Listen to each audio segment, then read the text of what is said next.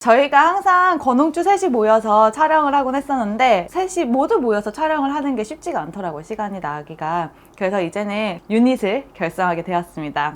와! 소녀시대에 테티서가 있듯이 저희도 이름을 정했습니다. 큐! 이름은 원추? 원추!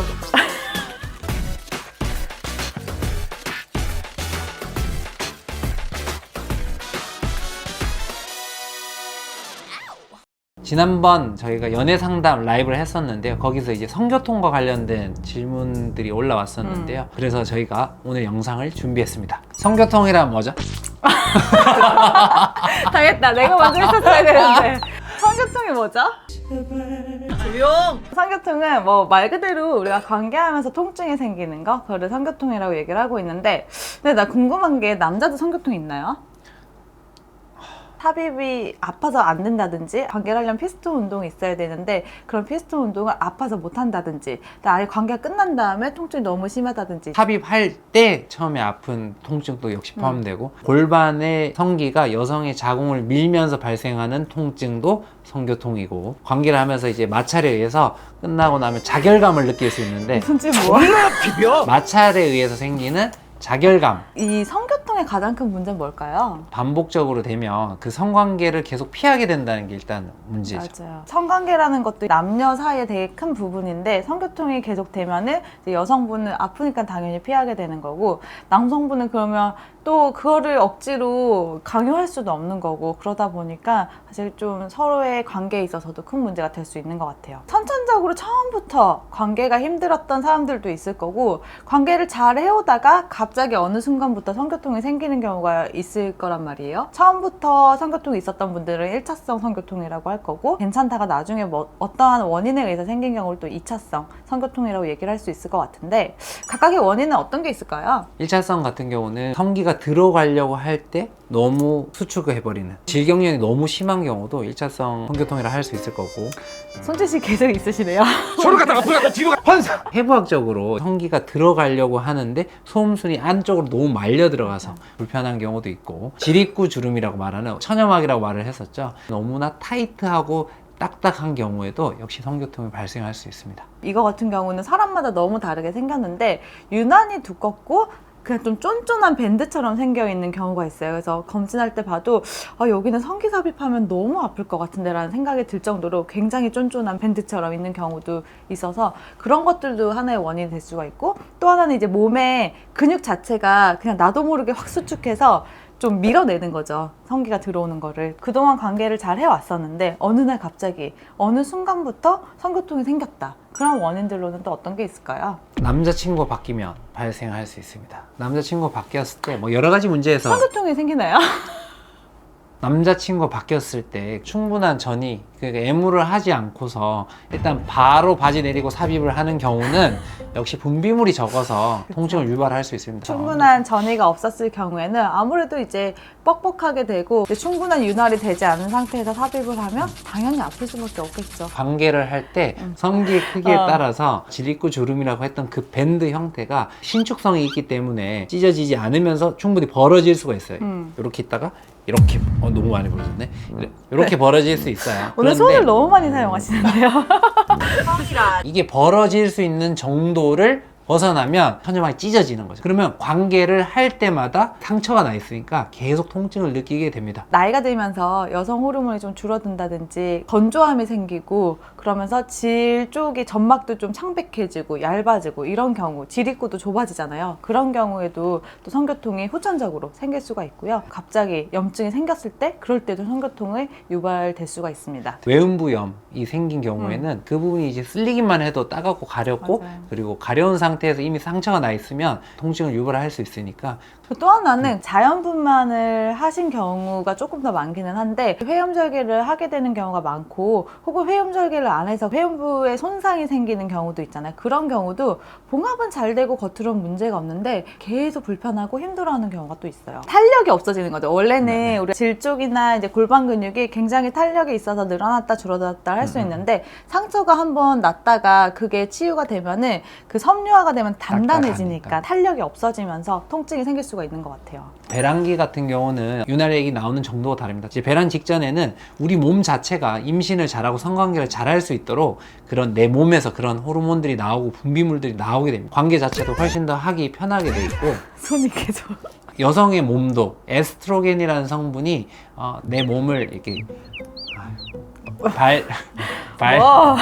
발전나게 에스트로겐이라는 여성 호르몬 자체가 에스트로스라는 발정나다라는 형용사를 빨개진다. 만들어주는 호르몬이라는 뜻입니다. 배란기가 되면 에스트로겐이 늘어나게 되고 그런 여성들은 성관계를 하고 싶은 마음이 들게 되고 몸에 역시 분비물 많이 나오는데 그 시기가 아닐 때 어떤 분들은 오히려 성욕이 는다고도 표현하시긴 하지만 그런 경우는 분비물이 달라서 성교통을 발생할 수도 있습니다. 그러면 이런 성교통이 결국은 문제가 되는 분들이 분명 있는데 치료가 돼야 되지 않을까요? 치료를 할 수가 있을까요? 치료 당연히 할 수 있습니다. 이 영상을 통해서 이 방법을 하면 무조건 낫습니다. 이 방법을 하면 무조건 해결됩니다. 이렇게 말씀드릴 방법은 없고요. 삽입 자체가 안 된다. 성기가 닿기만 해도 아프다.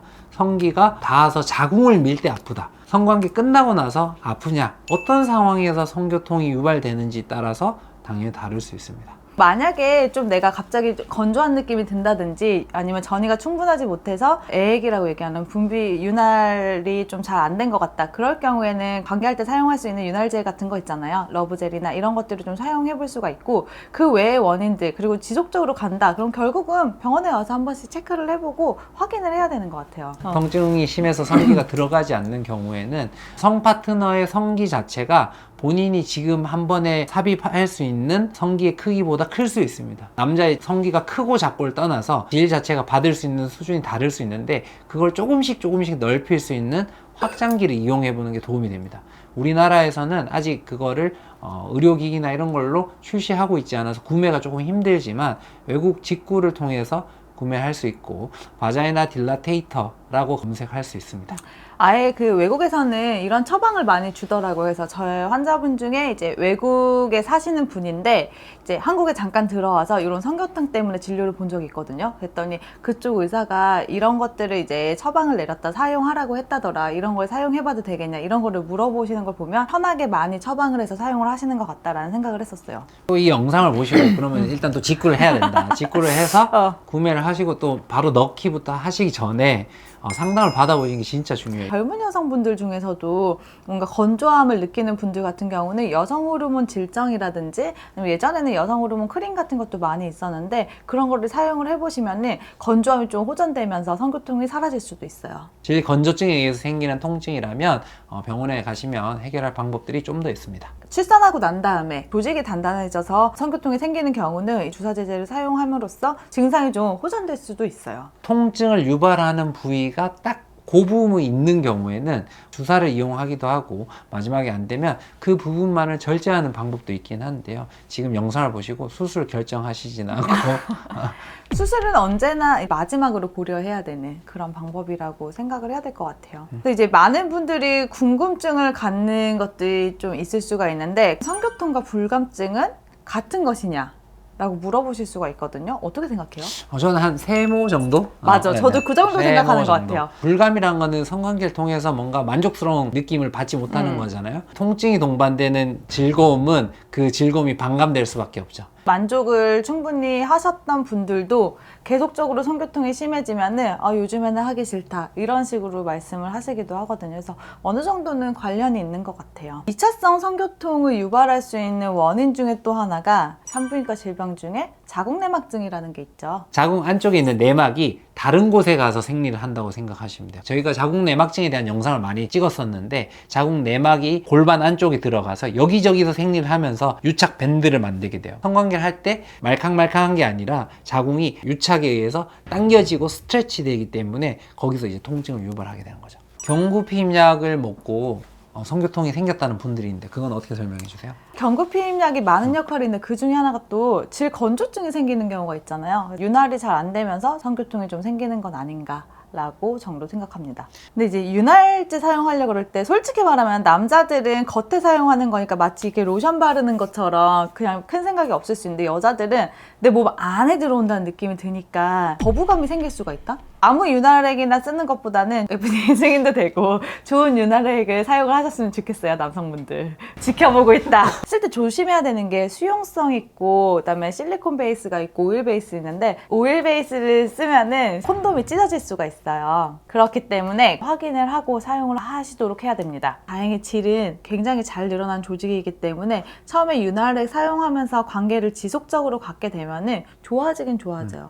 이게 아프다고 관계를 안 해버리면 오히려 더 그냥 그 상태로 머무르고 계속 성교통이 있을 수 있는데 이제 그냥 윤활액 바르면서 조심스럽게 계속 관계를 해보시면은 점차 좋아지긴 하니까. 성관계를 계속 한다는 게 사실 쉽지는 않죠. 저희가 문진을 할 때 20대 여성분들은 일주일에 몇 번 하세요 이렇게 물어야 되고 40대로 이제 넘어가면 한 달에 몇 번 하세요 이렇게 물어야 되고 그 다음에 60대 70대 넘어가면 성관계는 하세요? 이렇게 묻게 바뀌어요. 점점 질문이 바뀌는데 성관계를 하지 않으면 않을수록 조금씩 더 안 좋아진다. 이렇게 보셔야 됩니다. 그 성관계를 계속 하지 않게끔 만드는 요인 중에 성교통이 들어가기 때문에 정확한 진단과 정확한 조치를 받는 게 중요하죠. 오늘은 성교통에 대해서 저희가 이야기해 보았는데요. 성교통이 생길 수 있는 원인이 너무 다양하고 그 치료법도 너무 다양하기 때문에 성의학을 전문으로 하는 병원을 방문하셔서 상담을 받아보시면 좋겠습니다.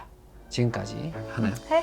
지금까지 우리 동산 와, 이렇게 한다고요? 아 맞다. 이거를 뻔뻔하게 다시 한번 해보자. 자, 지금까지 우리 동산 펀치 펀치였습니다. 감사합니다. 와.